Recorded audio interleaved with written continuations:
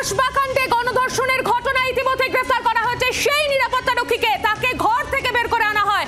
কসবাকাণ্ডে গণধর্ষণ ঘটনায় নিরাপত্তারক্ষী গ্রেফতার। এই মুহূর্তে যে খবরের দিকে নজর রেখেছি, কসবা গণধর্ষণের ঘটনায় ইতিমধ্যেই কিন্তু গ্রেফতার করা হয়েছে 3 জনকে। তারপর ইতিমধ্যেই গ্রেফতার করা হয়েছে সেই নিরাপত্তারক্ষীকে যার ঘরে নিয়ে গিয়ে গণধর্ষণ করা হয় সেই তরুণীকে। কসবাকাণ্ডে গ্রেফতার কলেজের নিরাপত্তারক্ষী।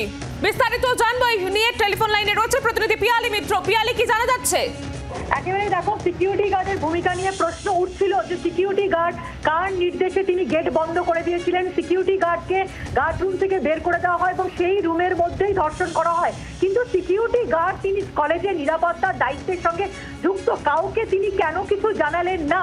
তিনি এই ঘটনা ঘটছে দেখার পরেও তিনি কর্তৃপক্ষকে জানাননি। ফলে গোটা ঘটনার সম্পর্কে অবগত থাকা এবং সেটা জেনেও চুপ করে যাওয়া, কার্যত তিনি কিন্তু এই যে হিনিয়াস ক্রাইম হয়েছে সেই ক্রাইমে মদত দিয়েছেন বলেই মনে করা হচ্ছে। গতকালকেও তাকে জিজ্ঞাসাবাদ করা হয়। আমরা আজকেও যেটা সকাল থেকে করছিলাম যে সিকিউরিটি গার্ডের ভূমিকা নিয়ে প্রশ্ন, যে গেট তিনি বন্ধ করে দিলেন, যে গেট বন্ধ থাকার কারণে ওই ছাত্রী ইউনিয়ন রুম থেকে পালিয়ে এসেও তিনি বেরোতে পারলেন না।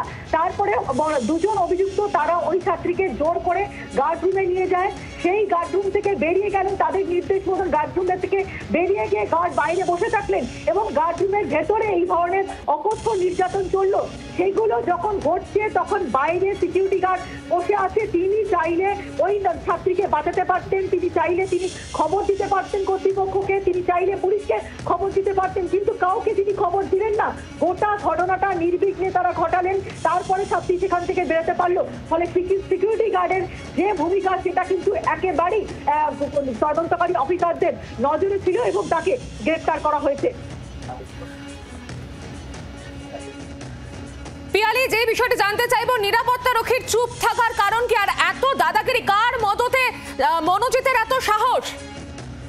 একেবারে দেখো, নিরাপত্তারক্ষী যেটা ওই অভিযোগকারিনী তিনি লিখেছেন যে সিকিউরিটি গার্ড তাকে চুপ করে বসে বাইরে গিয়ে বসে পড়তে বলেন। সিকিউরিটি গার্ড তাদের কথা মতনই সেটা করে। ফলে একজন নিরাপত্তারক্ষী সে তার কলেজের মধ্যে একটি ছাত্রী তার সঙ্গে এই ধরনের ঘটনা ঘটছে এবং যদি তিনি ভয়ও পেয়ে যান তারপরে তিনি জানাতে পারতেন। যখন গার্ড রুমের মধ্যেই ঘটনা ঘটছে, তার নিজের কাছে মোবাইল রয়েছে, তিনি ফোন করে লোকজনকে জানাতে পারতেন। সেগুলো না করে কার্যত এই অপরাধকে, এই ঘৃণ্য অপরাধকে তিনি মদত জুগিয়ে গেলেন এবং সেই কারণেই কিন্তু এই ঘটনায় জড়িত থাকার অভিযোগে, কার্যত মদত দেওয়ার অভিযোগেই সিকিউরিটি গার্ডকে গ্রেফতার করা হয়েছে। ধন্যবাদ পিয়ালি।